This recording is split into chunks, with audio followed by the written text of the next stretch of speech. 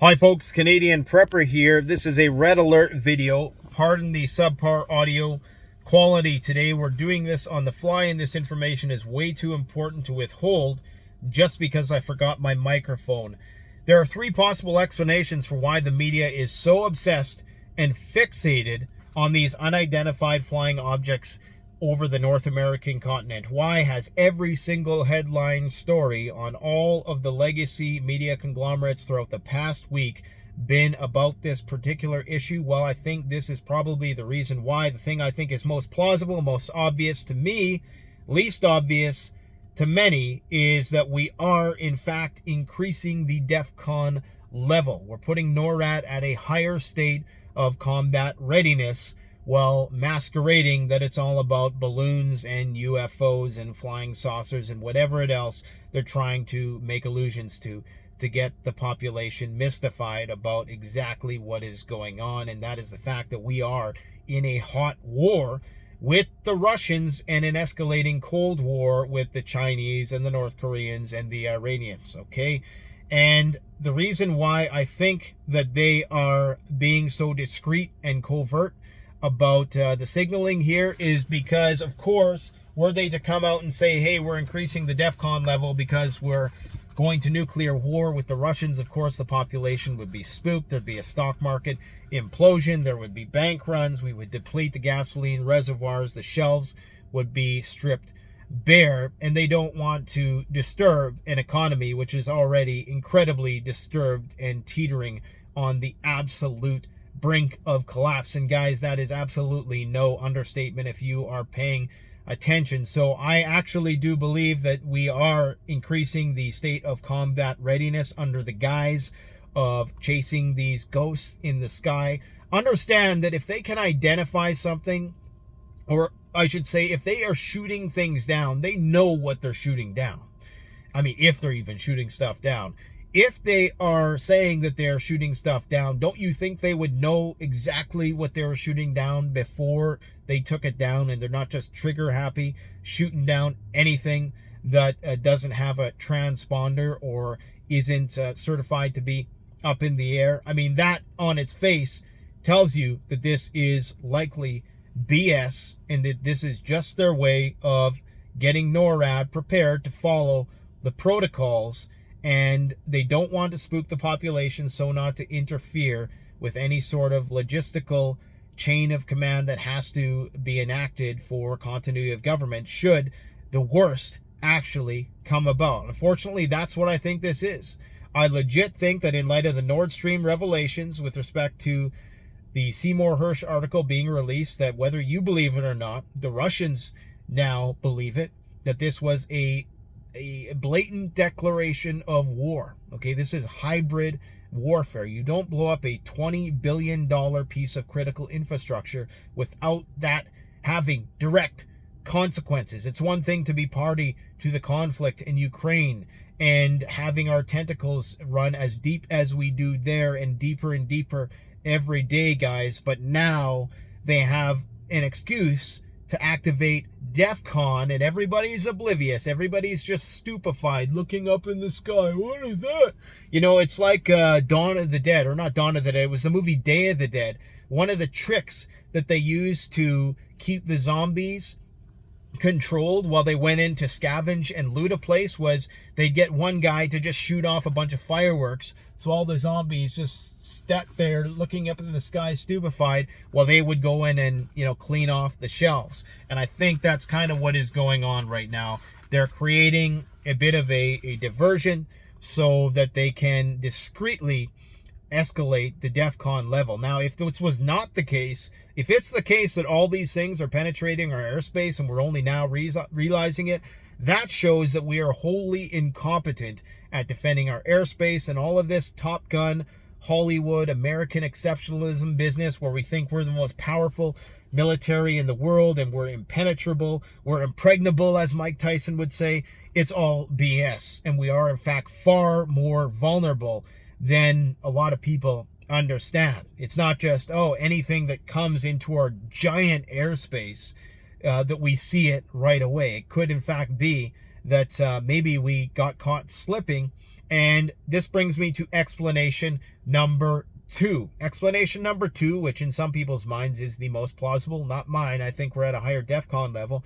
They think that we overreacted, we underreacted. That is, our government underreacted to the original balloon incident. And now they're trying to make up for it by overreacting. This is a typical way that the government does things. First, they sleep on something, they underreact, the situation gets out of control, and then they try to make up for it by overreacting and just getting trigger happy and shooting down everything left and right for political purposes.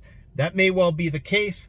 Explanation number 3 is that this is a wag the dog type situation, and they're trying to get us focused on something while you have all of these other fiascos and controversies and FBI, Biden, Nord Stream, all this other stuff unfolding right now. This is a great way to just get people focused, attention away from what the other hand is doing. Okay, so that may well be the case as well.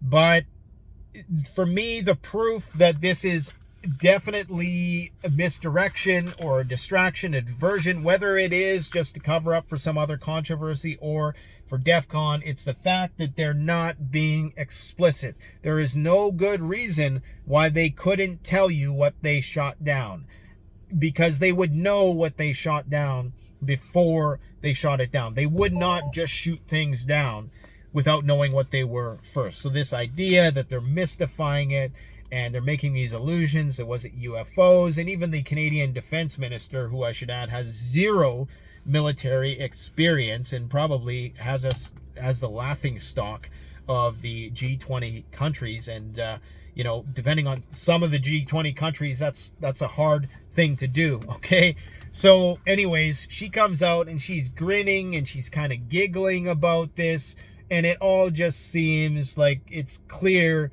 as day that the shit's getting ready to hit the fan, and they are trying to create some sort of soft landing situation here where eventually it's going to dawn on people what's going on. Suddenly we'll just be at a de facto higher state of combat readiness.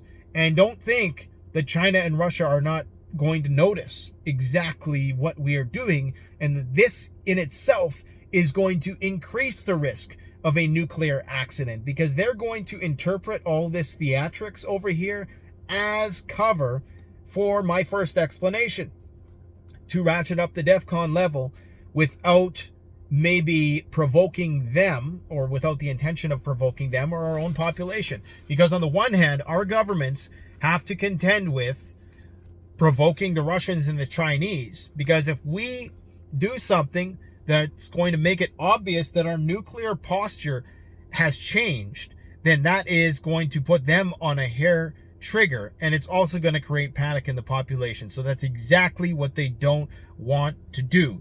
Now, there are numerous reasons why we are at a higher DEFCON level, okay?